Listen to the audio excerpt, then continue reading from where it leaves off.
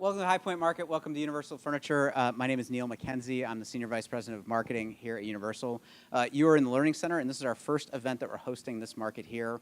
We'll have 11 in total, so welcome. Thank you guys for being the first one. If it's your first time to our space, welcome. If you're coming back, thank you. If you've never been in here before, really simple. If you want to see anything that the showroom has to offer, just check in at the front desk. They'll be happy to kind of connect you with how to do that. We have scanners. Everything in the showroom is tagged, so if you want to scan to your heart's delight of things you may want to buy down the road, please do so. We have new collections on floor 2. We have some new special order offerings on floor 1. We're getting into COM now, so that's another addition to what we're doing. So ask your sales representative about that process. That'll be live shortly. We have some new outdoor on 3, and then we have some fun things happening in the Designer's Lounge, including a pottery pop-up with a local artisan, and that is for sale, so check those pieces out. And I'm going to kick it over to Patty Carpenter, who's going to introduce this lovely panel. And again, thank you guys for joining us, and thanks for seeing us. Thank you, Neil, and thank you, everybody here on the panel. I'm just going to give you a quick overview for those of you who aren't familiar with who's putting this panel on. We just want to let you know that we are the Diversity Advocacy Alliance. We are the advisory board and committee to the High Point Market Authority to help build better BIPOC relationships. Our goal really is that we're here so that we can create this diverse universe here in this market center. We see so much change has happened just in the couple of years that we've been around, and we want to continue to see that change grow.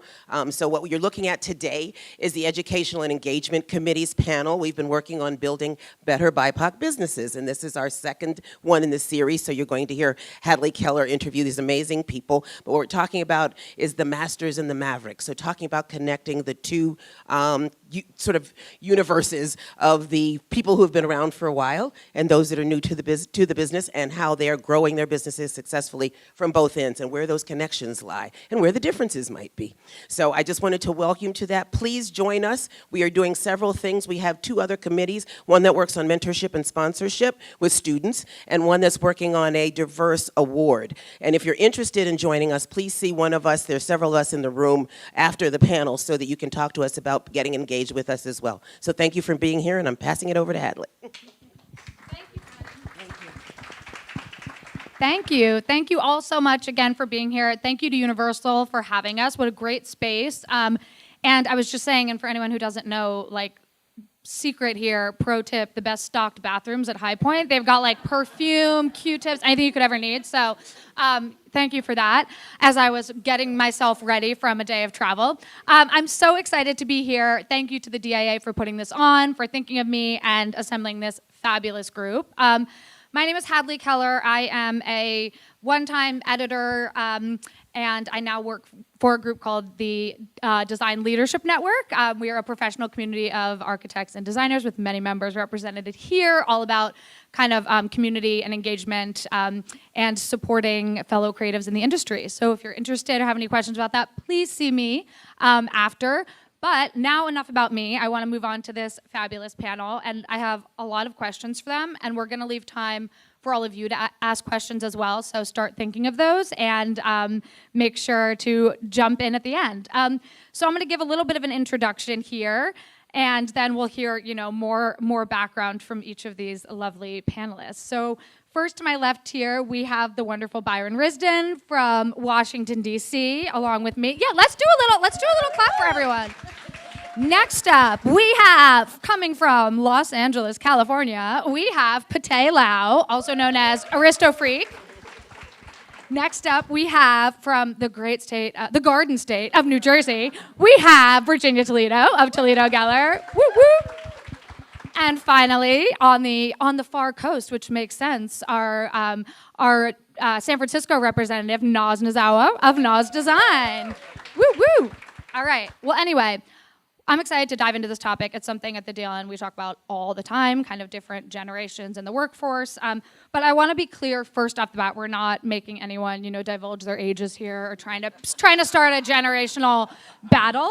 But we really want to kind of look at how process, expectations, strategies are different based on kind of when you entered the industry or maybe how you work or where you work. So to give us a little bit of kind of groundwork here, and I'm not going to direct every single question at every one of you. But for this first one, I'd love to go down the line and have you each answer. Tell us, in kind of a sentence, how you got your start in design and how long ago you started the firm that you run now, because we have all firm leaders up here. So Byron, let's start with you.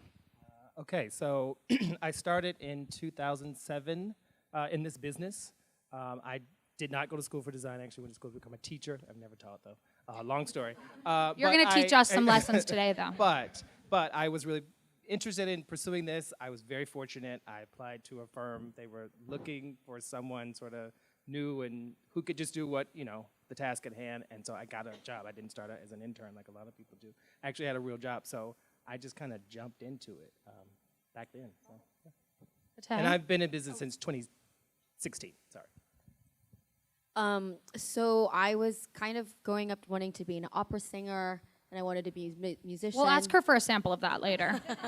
Only when I have a couple of drinks. And so I was basically traveling around the world trying to figure out what I wanted to do, and I ended up finding design kind of by accident, and I started that in 2005. But I ended up moving to New York. I went to design school at the New York School of Interior Design.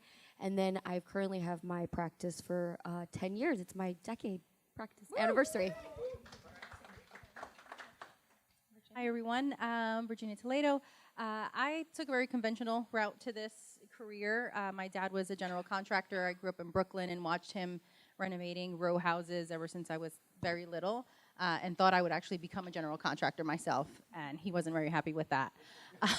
I just remember him saying always like, "Look at my hands; they're really thick and calloused." And He did not have that like manicure me?" that we were admiring. Right, no. so I wouldn't have had these if I did that. So anyway, so I went to school for a very conventional, like I said, and started working at a hospitality design firm. I thought that was always going to be my path, and then sort of took a turn to a design build firm in Manhattan and worked there and learned a lot about the construction world on a luxury level where my dad wasn't doing that level of work. And from there, it wasn't a very healthy work environment, if I'm going to be honest, and it encouraged me to hang my own shingle, I'll say. And it was a time where I could take that sort of risk. I wasn't married, didn't have children or anything like that. And so, yeah, that was 2006. So this will be our 18th year in business. Yeah. Mm-hmm. All right. I know. Oh, my God. Your business can almost drink. Noz, let's go. Yes, well, like many of us interior designers in the room, I started my career marketing bleach and toilet bowl cleaners at Clorox in Oakland, California. So I went to school for marketing. I went to the Wharton School of Business for undergrads because my dad told me not to be an architect. He similarly was sort of like loosely in real estate and construction. I came home at age 13 saying, Daddy, I figured out what I want to be. I'm taking hand drafting classes in high school. I'm going to be an architect. He told me I would be poor and bad at it. So I said, let's find something else to do. But I could not stay away from this industry. I got as close to the sun in marketing as absolutely possible. I worked at House in tech marketing back in 2012 to 2014. I got caught helping my friend do her apartment at work. I didn't care, got very much more in trouble by my manager. And that was probably the sign for me that it was time to just do this. Realizing though that I would be bad at having a boss and I would not be hireable because I had no actual skills except as a marketer, I just thought, well, why don't I try to start my own business? I'll give myself a year, and a year became 18 months, and my then boyfriend, now husband, was like, give it another 6 months. So at 2 years, things started to suck slightly less, and I was never happier, and that was 10 years ago that I left my last job. Yay, yes. Well-deserved round of applause. Well, one of the things I love especially about this combination is we do have this combination of, totally different backgrounds and paths to this industry, and we're going to dive into that a bit. So I'm going to direct my next question to you, Peti. As someone who did go to design school on this panel, what can you tell us about some of the kind of most valuable lessons that you didn't learn there and thought maybe, you wish you had of, and instead you really picked up in the real world? Yeah, I think that it's the relationships that I developed outside of school. I mean, the school obviously was really great at kind of educating me how to harness the different types of relationships that, I think before I even went to school and even wanted to be an interior designer, I had went to a tour at Taliesin West at Frank Lloyd Wright, who is probably one of my favorite architects. And when I went there, it was like this really interesting like experience of like learn by doing, right? And I think that's very much part of our industry. It's like our work is so much learn by doing, and it really is a practice, right? And so when I went there, I was like, wow, this is like so much more, getting involved in a way that you're not just taking classes. So I think one of the biggest takeaways that, you don't get is the relationships that you developed over the years.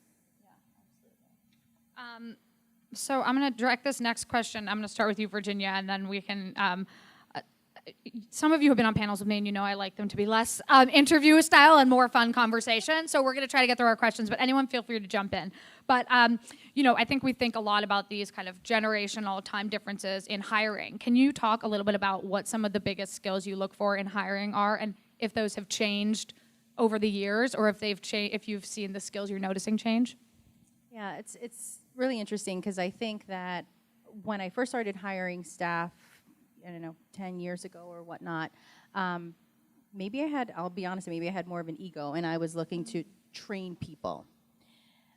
Now, as I get older, I find myself looking to learn from the people that we hire. I really want to encourage our staff to bring ideas to the table, both from a creative standpoint and also from problem solving and client management, construction issues, what have you. So that has been a mind shift for me personally. And so I'm looking for employees that have that problem solving ability. You can have someone that could be super creative and talented, but they can be really in a shell, right. And don't have the confidence. And I get that could be lacking for younger folks who just don't have that confidence yet. But as an employer, I'm personally looking for someone who can sort of take that initiative and have that confidence to stand out there and make a decision, or at least propose some sound options and decisions to me that I can sort of choose from A or B, please. So those two things. I think I'm open to suggestions now where I wouldn't have been years ago. Yeah. Noz, I see you nodding. Do you want to add to that? Oh, I just love everything you just said. I will say that the main, and I've only had employees since 2018. But that's a big, with okay. that's a long time. With COVID years especially, I think we've gone to remote work, So that was part of the weirdness. So I started off, I think the big difference attitudinally for me is both like, who do I deserve to have on my team? And also, how does that allow me to see opportunity through my team and my individual team members, right? That said, part of that is because truly I could not get anyone to work for me back in 2018. It was like begging anyone who was sort of interested in part-time, hourly, independent contract work, who would then tell me that like I didn't know what I was doing, which I was like, oh my God, please tell me more because I'm so bad at this. But the thing that was wild is I actually built most of my team in terms of size. I went from just having one person part-time just before the pandemic to having a team of me plus 3. And we had no office. This was all pre-vaccine lockdown territory when things started to get busy for us. So it was a really weird transition for me rather recently, trying to figure out how do you take young people, because my team is notoriously very young. The oldest person on my team right now is 27. Just to volunteer it, I am 37 and a half. Thank you for asking. The halves are important. We count those, y'all. But yeah, and she acts like she's this like old married fuddy-duddy. I'm like, please stop. You are closer in age to a child than you will ever be to me. Like truly, like minus 10 years versus plus 10 years, right? I'm an adult and she would be 17. So, yeah, I think the thing that's kind of amazing is you have to really find the people who are willing to come back. So we're getting to the generational tension here. Yes. Well, no, so then my assistant, listen, we could have a whole kiki about my 23-year-old assistant who famously we're having that kiki in a minute. She's wild. It's question I love 4. Her. But yeah, it's been really interesting figuring out how to go old school. By that I mean getting people back into the office 5 days a week. And it was definitely something that I discovered. It's not a generation thing. It's a person thing. Because I've had multiple people not want to be in the office. And then now, currently, we're tiny. Like, I'm talking like there's like a lot of us. There's me plus 2 right now. everyone wants to be together. And so I've discovered that it's totally not, oh, Gen Z doesn't want to work, Gen Z doesn't want to do this, they want to work from home, they want to sort of phone it in. It's not that at all. It's literally, it's individual by individual, and that's been really humbling and exciting for me. Yeah, I think that's great. I'm glad to hear that, because I think one of the things for me in my experience, not as a designer, but also as a manager in a creative industry, that I found frustrating was when those younger employees were reticent to come into the office, and I'm sitting here thinking like, okay, I want to come into the office and I'm going to, but realistically, like, I don't need to as much as you do. I have these connections already. I know my way around the office. You know, you want to come in and learn from all this. I always joke, I'm like, I didn't learn how to put a magazine together because someone sat me down and told me how. I was an assistant at AD sitting there like, what are they doing? And, you know, overhearing these conversations and listening, and that's so key. We're going to get definitely into the, you know, intergenerational play in a minute. I want to ask Byron a question. You kind of hinted at this a little bit, but one of the things, you know, we can't not talk about when we talk about shifts in the workplace is technology. Byron, in the time that you've been in business, have you noticed your kind of work process change because of new technology or because of being remote, both with your clients or with, you know, coworkers or people you're collaborating with, and how does that kind of impact your day-to-day?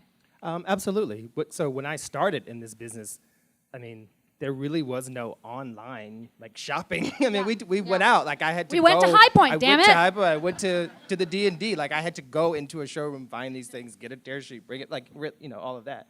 And then now, I mean, I'm assuming like the rest of you, that's like 90% of the time I spend. It's like looking online now, in addition to going to showrooms. Do you all find do you find that younger employees are more reticent to go in person to source, that they immediately go digital first? Oh, absolutely. Yeah. I think for me, it's almost that, maybe that's my fault, didn't teach them that was such a big component of going to see things in person. They are internet, you know, they're children of the They're internet. native. They know. Right. Even like ordering, you know, I was like, sometimes you just reach out to the call your rep, salesperson and it'll so be that faster. they know who you are, so that you build the relationship. But they're like, but I can just order it online. I know, but let's also. Then you come through as like also order get to number know them. 695, Yes, not Byron Risdon Interiors. Absolutely, absolutely. I actually had, so my assistant ended up ordering something online that was like a fake company. And so, you know, because they're always looking online, so we look, you know, you don't look, they order it, and then like 6 months later, you're like, where is it? And they're like looking on the website, and the website's not available, and it's done. Right. So, you know. Okay, so I thought you meant like a knockoff website, fake website, even worse. But that, I'm going to ask a question now, and this could be anyone in the group can answer. That is not on our previous questions, but I think is interesting. How do you maintain, you know, one of the things I think is so great about the internet and social media is you're exposed to so much more, but also a lot of it is really out of context, right? So you're kind of like, I'm pinning this image, I love this image, but do you know the backstory of that? Do you know the original maker of that? How do you all feel like you maintain that kind of education with your employees or even with yourselves? So we are so small that I pretty much just tell people if I can tell that this is a derivative design. And otherwise, we just have to figure it out. Like there's a lot of research that I make everybody do. But one thing that's hard culturally, and this is something that I think, this is like maybe a topic for a whole other conversation, but the next generation is all about dupe culture, and they're all really, really down about the fact that they'll never be able to own a home, and they'll never be able to have the kind of money to own the originals. And so there's both a simultaneous sort of depression around, emotional depression, I mean, around what the next generation will be able to afford, and do they get to afford authenticity, and also as a result of that, like, thinking that that's actually fine. It's almost a social stance to take a Yeah. dupe. It's why Exactly. why should I pay the, you know, rich the Eames people at Foundation. Design Within Reach for Yeah. this? And social media makes it look so accessible Yeah. and so easy and, you know, to do. So, I mean, I understand why they say, well, I can just get this, you know, it's $100 on this website, or, you know, I saw this influencer, you know, put their place together with all these things. So I get why they see it that way. Absolutely. Well, that's a nice segue into our next question, because we've been talking a lot about kind of like the workplace and, you know, your employees, but I'm curious in terms of, are you seeing these kind of social shifts in terms of generations come to play in terms of your clientele? Are people asking different things? I mean, I don't know that many of you probably have like, you know, Gen Z clients yet, but are you seeing that things your clients are asking for are different? Anyone feel free to jump in on this one. Well, I'd say that we get more, I think in the last year or two, more people saying, it's not that I don't have the money to get that. I don't want to invest my money in that. And we typically don't have Gen Z clients, so I'm talking about people in their 40s and 50s primarily, and just wanting to spend their money more on travel and experiences, from the hotel industry and that sort of thing. It's all about the experience now. So that has been interesting because I think at the beginning of my career, it was all about, yes, we will invest in that piece, and I know that it's one of a kind and it's handcrafted or it has some sort of pedigree to it, what have you, and they're not so interested in that anymore. I'm not certain why that is. I think it might have something to do with social media, making people feel like, yes, I can have a space that is beautiful. I know that's a relative term to everyone, but or good enough that I can be proud of without over-investing. There's always like this, I don't want to over-invest, and that's sort of newer to us. At And least maybe in our that's if firm's you're coming out, experience. having experienced several recessions and a different jobs market or Perhaps. something. But that is really interesting that that's how it manifests.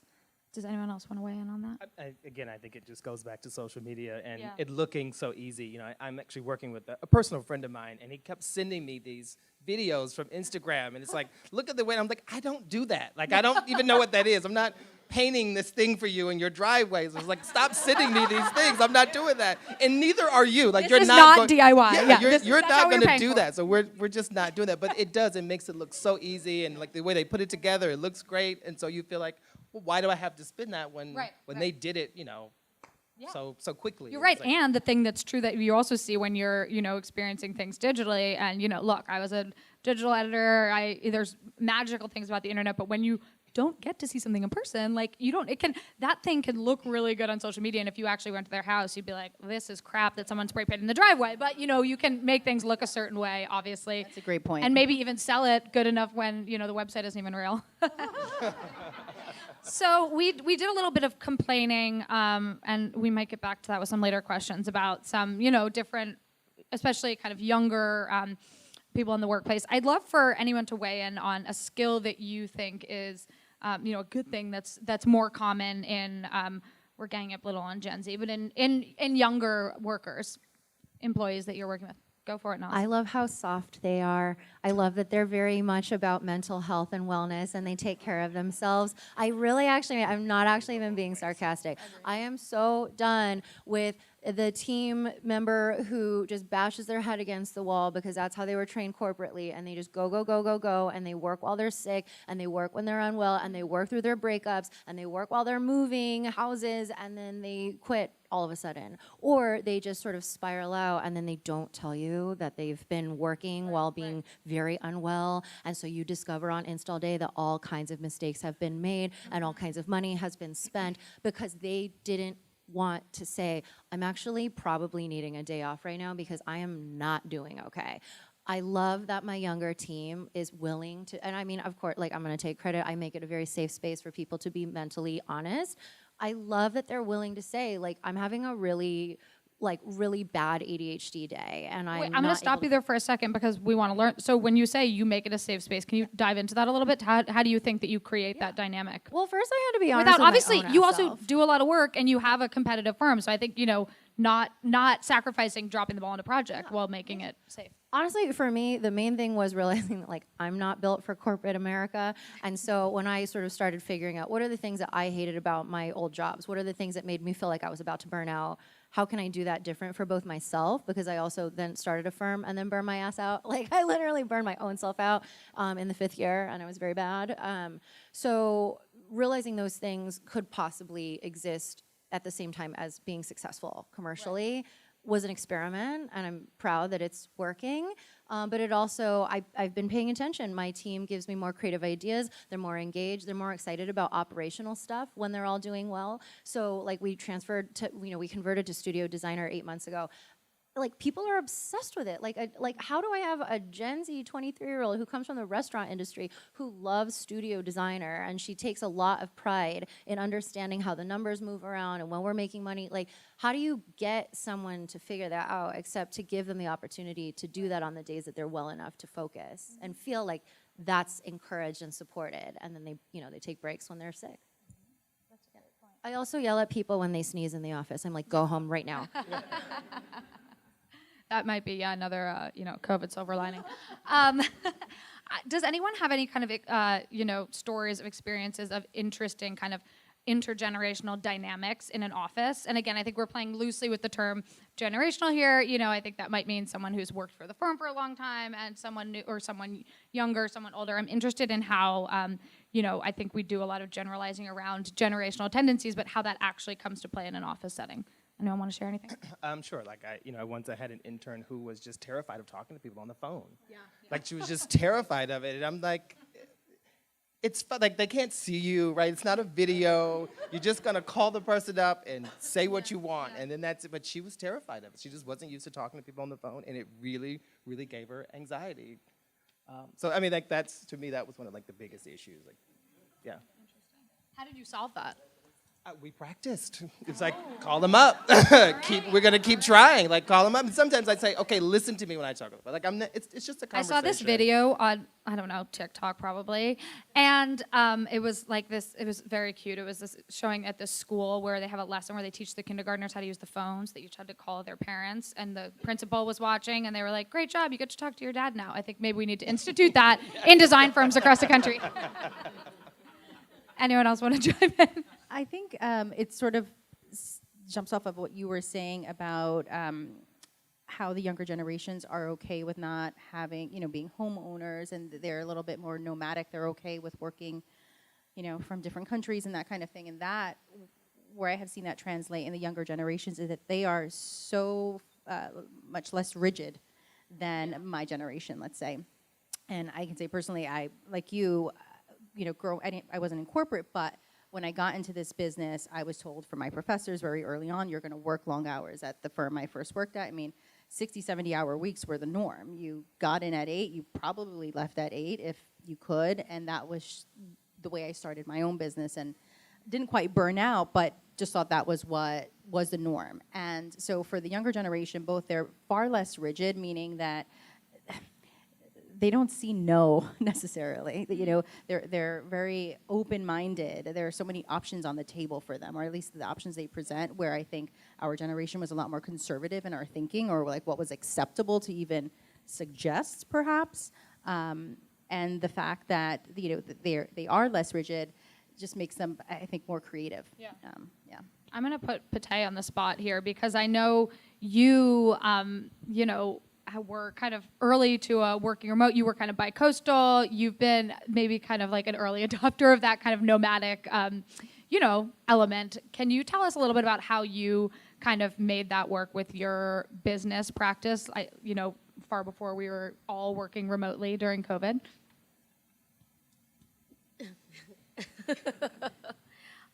I think it's like you just kind of have to really plan it out, I was working on a project when, during COVID, during a construction project when I was living in LA, and the project was just starting construction, and then all of a sudden things were shut down.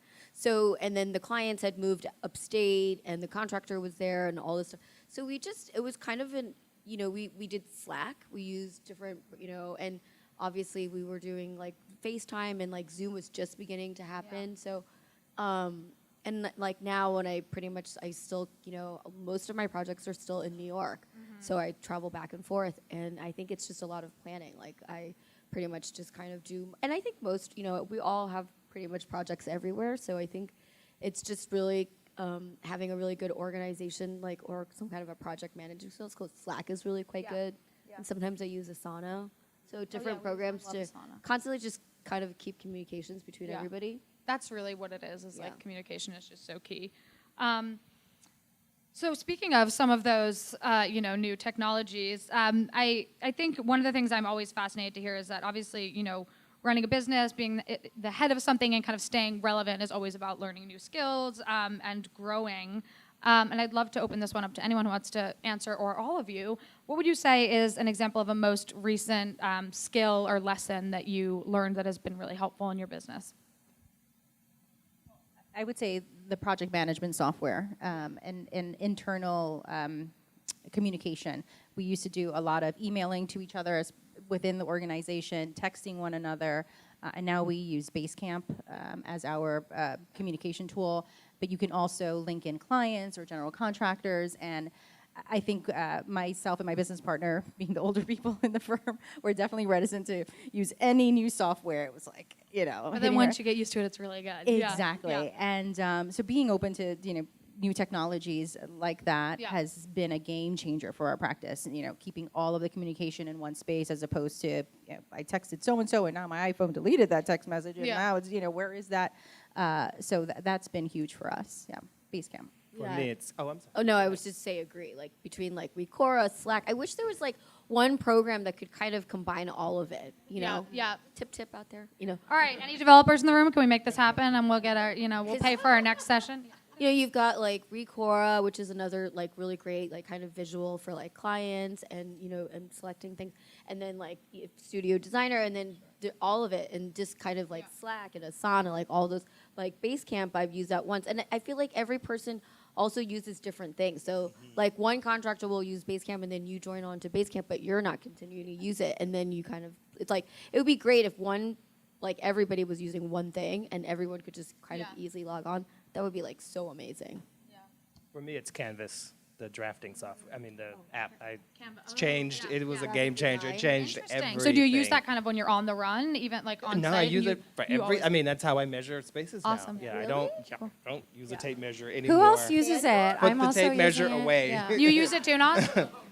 Use it. Yeah, I mean, it is literally like minutes. No, Canvas. Canvas. Sorry, to be Canvas. clear. Is That's Not the one where Canva. you like Canva. go into the room. Yeah, it's a scanning software that measures out the space Yeah. and will get you Canvas.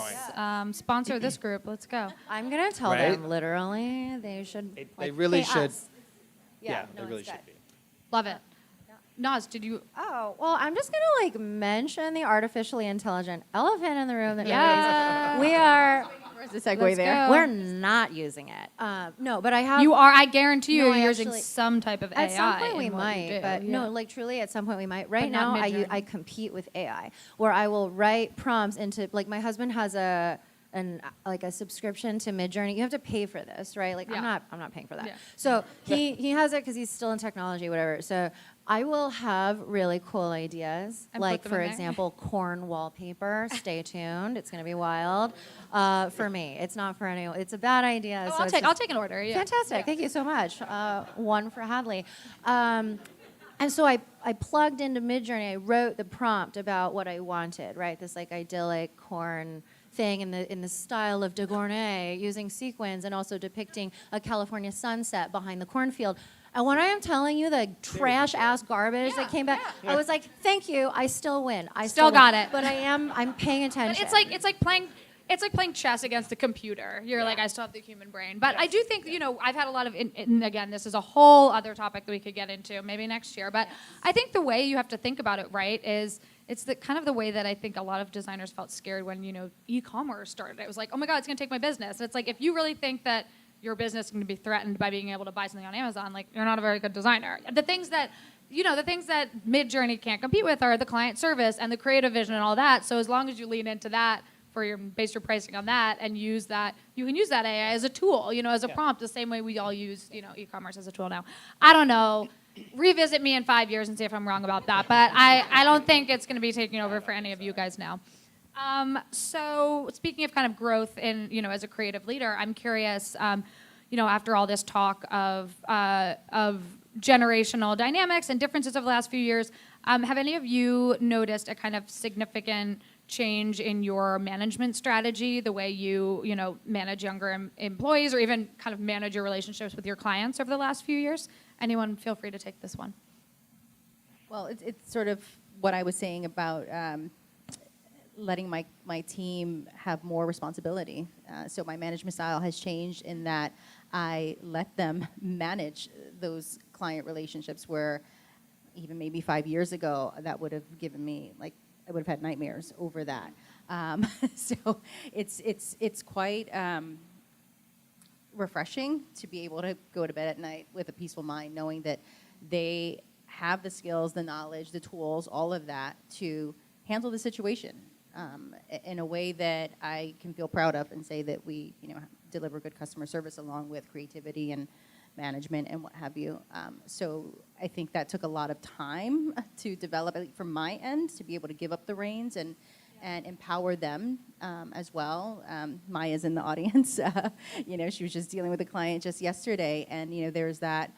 It's a client who it's one of those people that you have to repeat over and over and over again. Yeah. And I will say that, maybe I've just been in business too long, but I'll be honest, if I had taken that call, I would have maybe been a little testy on the call. Like, so we've talked about this about 5 times now, where Maya had the ability to just say it again. Yeah. In a very peaceful, encouraging voice. But this is also what that great advice is like. You need to hire for what you can't do. And I'm not saying you can't be patient and kind, Virginia, but sometimes, you want to hire people with, Yeah, so she hung up, and I said, thank you for being so patient with her, because I wouldn't have done such a good job, so there's that. Sort of, to your point, I hired my first full-time hire 2 years ago, and it was a hard lesson. So I hired someone because I kind of saw myself in him, thinking like, this is someone who really wants to be in this business, who is really passionate about it, but doesn't really have the background. And then I didn't either, and someone gave me a chance, and I did that. And we're not the same. We weren't the same people, so we didn't approach it the same way. I'm just being totally honest. So the lesson is, for where I am right now, I need to hire more senior people. Like maybe at another point in time, there will be someone else who can come in, sort of from the ground up, and someone else can train them, to do something. But I can't do it right now. I need to stay focused on other things. And so I need help that, can sort of be me when I'm not there. And so that was a big lesson for me.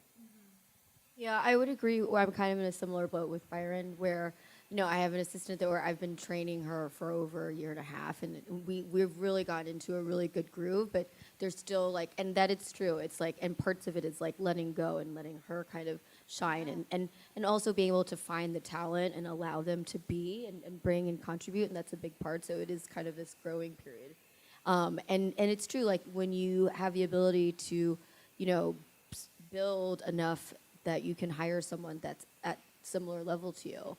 That's a big scary step, but that's what you need to do in order to grow.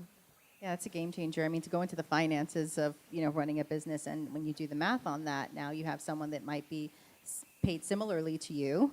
So you need that much more projects per year to, substantiate that. So there's a lot of math. That's a big thing to think about. We were just having a conversation like this in a call we had at the DLN, which is there's that chicken or the egg thing, right? Do I need to get that work and try to do it before I hire, or do I need to hire that person and stretch a little bit so that we can do that? Or even take a pay cut yourself. Yeah, it was kind of split, but that brings you to a question I have for you, which is also in terms of growth. Is there a kind of sweet spot of number of employees you all have found? Are you still searching that? Is there a goal for what you would like to have that you feel like you could do? Like Peti, it sounds like maybe you want one more person. Is there? Yeah, my ideal goal would be, to have a team of 4, have a, and that would have an in-house architect, someone that's an office manager, and then one. But you'd still get to kind of oversee every project still. Yeah, because I think when you start becoming the principal as you grow, you're really kind of more doing the business development. Yeah. And going out and showing the face, and then you have your team really building and doing the work. But you're still the one that needs to be, client facing. Yeah. And so that's a big part. And so you do need to hire that person that's running the business in the background. Yeah, I would say our number has shifted up and down through the years. The most we've been is 7 in total. Mm-hmm. And then we got to a point where that was just a little too big, and I thought there were ways to streamline some of the responsibilities. It just got a little too choppy. But what I will say is that now, having had a director of operations for some time, I would never want to not have that person as part of whatever size group. I think we've been talking about when we're hiring, understanding what we're hiring for. And I think that's also been a big misstep for a lot of entrepreneurs, sort of just shooting from the hip, saying, I just need help, but not really understanding what you need help with. And then you have someone that you're paying, and they're like, I don't know what to do. You just, I'm sitting here, I'm kind of all over the place. I'm a design firm, I need to hire a designer. I need to hire a creative. Correct. When a lot of the time, no, you need someone to do the stuff that's not opposite. design. That is 99% of what you do running a small business. That's exactly it. And so what I have found is that for myself and my business partner, when we are in the weeds with the contract, all of the nuances and the finances with the client and that kind of thing, it can sometimes overshadow the relationship with the client when things may get sticky, and then I don't feel as creative on that project anymore. That's just, it kind of sours that creative process for me, because I'm like, oh, she was temperamental in that finance email, and like, I don't know, I react to it. I'm like, I'm done with that drawing. So, it's true. I'm a human being, and so I react to it. I can't just compartmentalize. And so having a director of operations that can go over that contract again with the client and no, this is when that payment is due, and let's go back to paragraph 3 or whatever that may be, has protected me from becoming a little jaded and maintaining a good spirit with the client, which ultimately can get you to that end goal of getting repeat clients and business from that client. All right, I have 2 or 3 more questions, and then we're going to open it up. So please start thinking of your burning questions now. The first one I'm going to ask is, what is the one thing, and I think Noz might have already picked hers, what's the one thing you think will change the industry the most over the next 5 years? I actually don't know that it's artificial intelligence. All right, I let's think- hear it. What is it? I think it's the generational shift. I think it's the 25-year-olds who are going to be 30 in 5 years and maybe they actively don't want to own homes. Yeah. What does that do to our renovation business? What does that do at a macro level to what clients want from us? For me, that's the thing that I'm really paying attention to and trying to figure out, like, well, in that case, how do I stay And relevant? do you shift into commercial, into hospitality, or do you, is it, then there becomes an entire, I always like to look kind of glass half full, does then there become this booming, renovation industry for rentals still, I think those are interesting questions. Virginia, what do you think?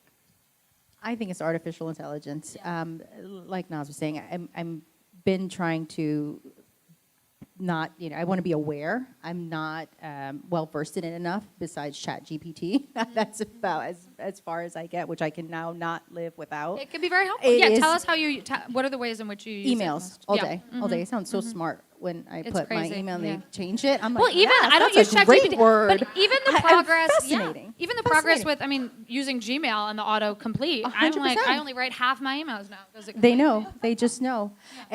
Really fascinating. But I do want to, I don't want to feel like that person that got left behind with technology.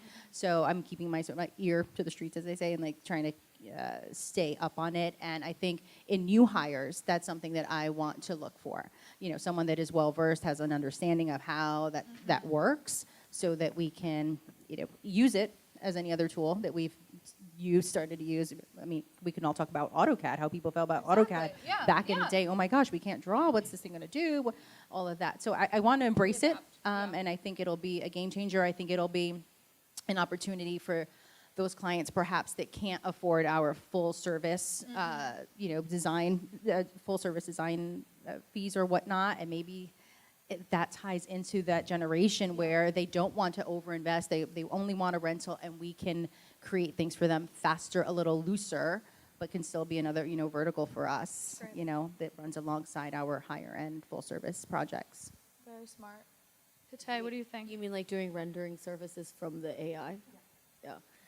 I think, I don't know. I kind of feel like as I'm developing more into my career, I'm kind of going back like more old school, like really focusing. I think as I've gotten older, I've, the type of, I'm like, this is a much older business, I think, I got into it quite young, but now that I'm getting older, I have a much more established clientele, and I'm really focusing more on the artisanal stuff, and I'm really taking a big pride in, searching for those really beautiful pieces in artisanal. So for me, I all of this is really interesting. Like, I do have younger teams, and they're in that age, and there's a lot of things about PTO and all that. I think I have a pretty good balance on that, but for me, I think I really want to just kind of, the generation that's, the 40s and 50s who are still, kind of relaxing and still doing that high end, the craftsmanship for me, because I think all of that AI is great, but for us, it's the beauty of the craftsmanship and all these incredible things that people are making. And one of the things that we didn't really touch on in terms of the client experience, but is so true and kind of an elephant in the room sometimes with design, is that, we have now a longer life expectancy and longer work. People are working, the retiring age is going up. So older, like yeah. that, demographic of clientele is still working and still, having, maybe you're not doing the retirement home or they're empty nesting as early as you thought, and that does kind of shift the dynamic, at least to a certain extent, especially if those are the people that you feel like are really investing in what, the types of projects you want them to. And I will say optimistically, the sweeping majority of my clients are in their early to late 30s. And what they want out of the experience is to learn the thing that is the bridge between the artisans and the craftspeople and the stuff that they see online. Just like the sweeping majority of these clients, their willingness to spend is triple-fold as soon as they have the story behind. It's all about the education. Yeah, and you're the they one wanna that's be bringing it. Because educated. it's true. We're so detached. You see something on Instagram, it's like, that's cute. Let me buy it on Shein for $4. So that's your expectation. So when your client's like, actually, this is made by hand. It takes 20 people. They're weaving this rug for 6 months. You're like, oh, wow, that's incredible.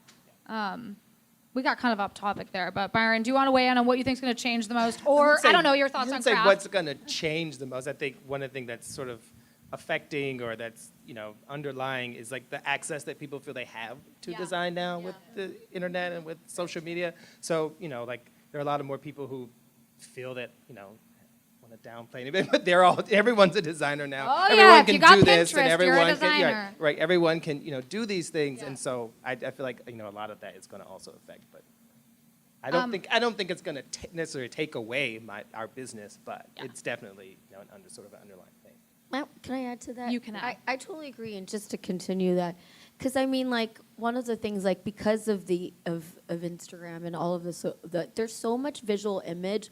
We're all bombarded by it that sometimes we think we like this style because it's so like nice or whatever, and it's this very specific aesthetic.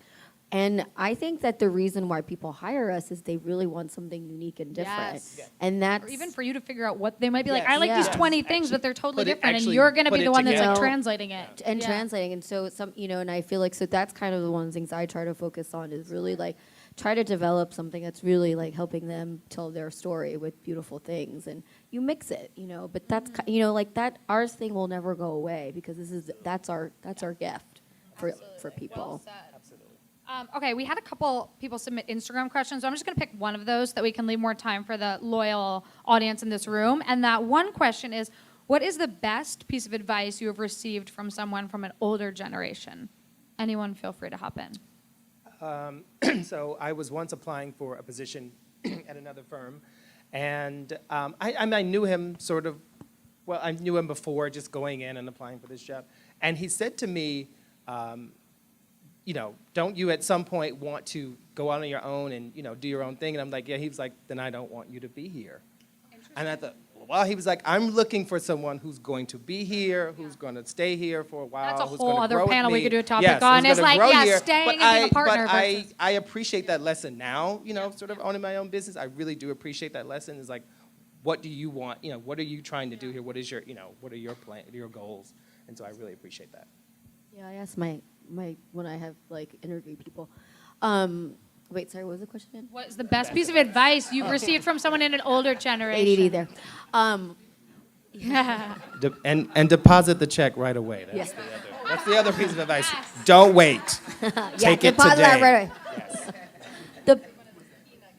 The best piece of advice I got was from when I recently freshly got out of school was Amy Lau. I went up to her and she was like such a big designer. I was like, wow, I love her. And, and she says, get out there. She's like, get out there, go meet people, get out to the design events, be supportive. And I remember that, and I think that's really what's... You did. I was like, you're always out. You're like, Amy Lau told me to, okay? God. Gosh, I'm blessed. I've been given a lot of advice over the years. I'm trying to figure out which is the best piece. But I think it was probably the first firm I worked at, which was a hospitality firm. These two sisters owned it. And, I was fresh out of college and, wide-eyed. And I almost felt like she was saying small. Here I was trying to give this woman business advice. Like, oh, why aren't you doing projects in, I don't even know what I said to her. But I thought she could be bigger. They were so talented and what have you. And she basically talked about, and this was, 20-something years ago at this point, about life balance. And she's like, yes, I can do all of that, and I can have a team of 20 if I wanted, but there's something nice about this size that works for me. And I really didn't listen to her. I couldn't value that advice at that point in time. But now, as I'm a little more seasoned, I can see where everything that glitters isn't gold, so to speak. And I sometimes have to check myself still, because when you go on social media, you feel like everyone is doing so much better than you, and you have to keep on that that wheel. But I think now I can appreciate what she said and say, take stock of what's good in your life, in your business, and you can find a lot of happiness in that. Mm-hmm. My girlfriend tells me, keep in your lane. My best advice was, funnily, the absence of advice. It was a lesson that I learned through Pamela Babby. I'm going to say it. She's amazing. I learned so much by just watching her and how she moved through this conversation that I had very early on. I got invited to a round table that was supposed to be sort of everybody talk about numbers, right? We're all peers, and it was organized by a magazine in the Bay Area, and so there were people from Lake Tahoe, which is 200 miles away from San Francisco. People came in from like another 150 miles farther south. So you would think that geographically we're all in our own world, so it was a safe place for us to chat. And I was probably a year and a half, 2 years into my business and very insecure about things, and I was also doing things a little different, right? These days, flat fee is like totally normal. Evidently, 8-9 years ago, flat fee was absolutely the most completely ludicrous thing that anyone in this room had ever heard of.